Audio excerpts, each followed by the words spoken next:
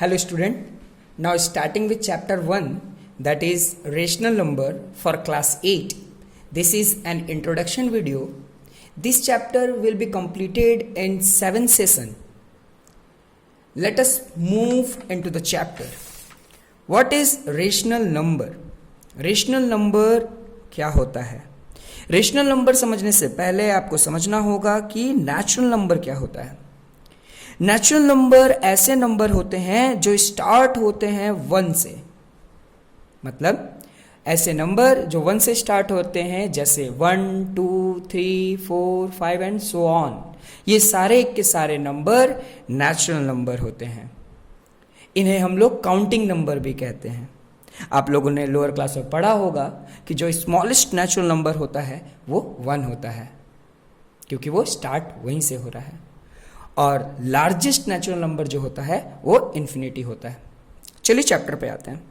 Rational number, अगर rational number का definition देखें तो a rational number is a number which can be written in the form of a by b where a and b are integer।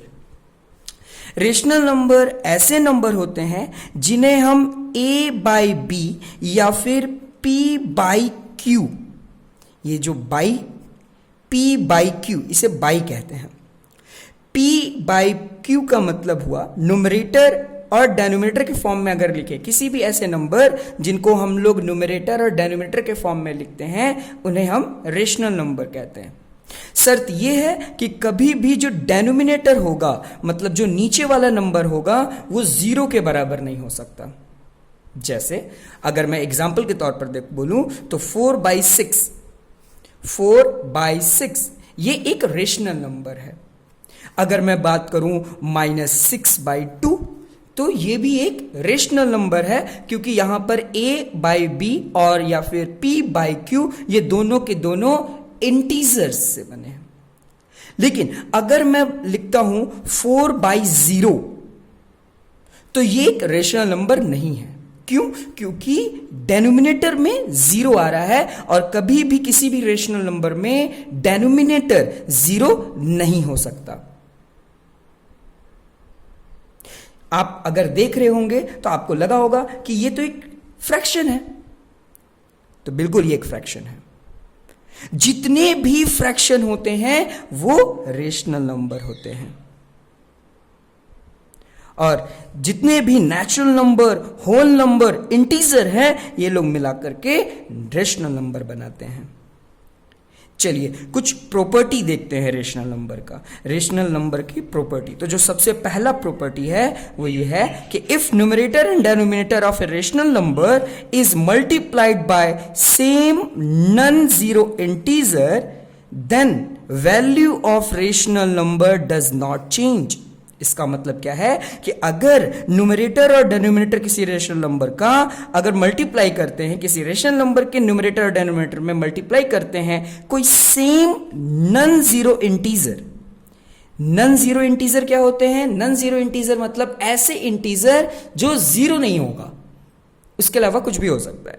Non zero integers होने चाहिए, मतलब वो 0 नहीं होना चाहिए। तो अगर किसी भी रेशनल नंबर के न्यूमरेटर और डेनोमिनेटर पर अगर हम लोग सेम नॉन जीरो इंटीजर को मल्टीप्लाई करते हैं तो रेशनल नंबर का वैल्यू में चेंजेस नहीं आएगा। एग्जाम्पल के तौर पर 3/7। 3/7 क्या है? 3/7 एक रेशनल नंबर है, क्योंकि ये p/q के फॉर्म में लिखा गया है और डेनोमिनेटर 0 के बराबर नहीं है। तो अगर इस रेशनल नंबर पे अगर हम लोग न्यूमरेटर और डेनोमिनेटर दोनों में अगर सेम नॉन जीरो इंटीजर को मल्टीप्लाई करें तो यहां पर देखिए हमारे पास सेम नॉन जीरो इंटीजर है जो कि है 2 एक पॉजिटिव इंटीजर है।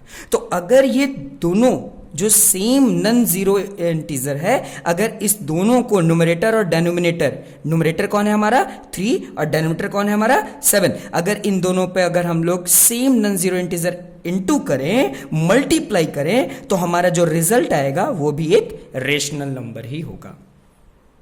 अगर हम लोग दूसरा प्रॉपर्टी को देखें तो दूसरा प्रॉपर्टी क्या बोलता है कि if numerator and denominator of rational number is divided by same non zero integer then the value of rational number does not change. जिस तरीके से पहले रेशनल नंबर में पहले प्रॉपर्टी में हम लोगों ने मल्टीप्लाई करके देखा था, सेकंड वाले प्रॉपर्टी में डिवाइड करके बताया गया है कि अगर किसी भी रेशनल नंबर के न्यूमरेटर और डिनोमिनेटर में सेम नॉन जीरो इंटीजर को डिवाइड करें तो उनके रिजल्ट का जो रेशनल नंबर आएगा उसमें किसी तरह का चेंजेस नहीं होगा। एग्जाम्पल से समझते हैं। जैसे यहां पर एग्जाम्पल दिया हुआ है 36/48, ये एक रेशनल नंबर है। अगर इन दोनों ही रेशनल नंबर पे सेम नॉन जीरो इंटीजर्स को डिवाइड करते हैं तो जो रिजल्ट आ रहा है 18/24 वो भी एक रेशनल नंबर ही है। पहले भी हमारे पास रेशनल नंबर ही था और बाद में भी हमारे पास रेशनल नंबर ही है, इसमें किसी तरह का चेंजेस नहीं आ रहा है। ये बेसिक दो प्रॉपर्टी है रेशनल नंबर का। आगे बढ़ते हैं। अब देखते हैं कुछ methods of comparing rational numbers, मतलब ऐसे कुछ मेथड्स हम लोग यूज करते हैं रेशनल नंबर को कंपेयर करने के लिए। किसी भी दो या दो से अधिक रेशनल नंबर हमारे पास रहता है तो हमारे पास दो मेथड्स हैं और इन दोनों मेथड की मदद से उन रेशनल नंबर्स को हम लोग कंपेयर करते हैं कि वो ग्रेटर है या स्मॉलर है। तो जो पहला मेथड है हमारे पास वो है क्रॉस मल्टीप्लिकेशन मेथड। इस क्रॉस मल्टीप्लिकेशन मेथड में हमारे पास दो रेशनल नंबर है। जैसे एग्जांपल के तौर पर अगर हमारे पास a/b और c/d दो रेशनल नंबर हैं तो इन दोनों रेशनल नंबर को हम लोग क्रॉस मल्टीप्लाई करते हैं। a को d के साथ मल्टीप्लाई करेंगे और b को c के साथ मल्टीप्लाई करेंगे और उसके बाद हम लोग देखेंगे कि इन दोनों में कौन सा रेशनल नंबर ग्रेटर है और कौन सा रेशनल नंबर स्मॉलर है। तो हम लोग ये पहला मेथड यानी क्रॉस मल्टीप्लिकेशन मेथड के मदद से हम लोग दो रेशनल नंबर को कंपेयर कर सकते हैं। वहीं दूसरा एक और मेथड है जहां पर हम लोग डिनोमिनेटर को इक्वल करके भी हम लोग दो रेशनल नंबर को कंपेयर कर सकते हैं कि वो दोनों में से कौन सा रेशनल नंबर ग्रेटर है और कौन सा रेशनल नंबर स्मॉलर है। दोनों के डिनोमिनेटर को हम लोग पहले इक्वल करते हैं और इक्वल करने के बाद दोनों के डिनोमिनेटर मतलब जो नीचे में दिया रहता है इंटीजर जो नीचे रहता है p/q मतलब जो q वाला पार्ट रहता है, इन दोनों ही रेशनल नंबर के जो डिनोमिनेटर वाले पार्ट होते हैं इनको हम लोग इक्वल करते हैं और इक्वल करने के बाद डिसाइड करते हैं कि कौन सा रेशनल नंबर ग्रेटर है और स्मॉलर है। आगे के लेक्चर में हम लोग इस चैप्टर के एक्सरसाइज को भी सॉल्व करना समझेंगे। Okay, thank you.